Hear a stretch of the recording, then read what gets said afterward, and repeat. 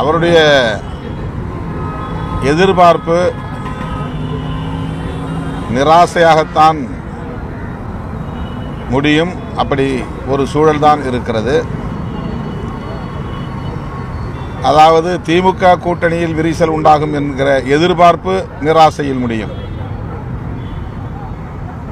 அப்படி எந்த சூழலும் திமுக கூட்டணியிலே விரிசல் ஏற்படும் அளவுக்கு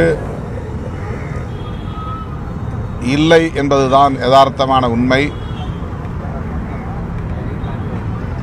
பாரதிய ஜனதாவின் ஆசையும் அதுவாகத்தான் இருக்கிறது. ஆர்எஸ்எஸின் ஆசையும் அதுவாகத்தான் இருக்கிறது.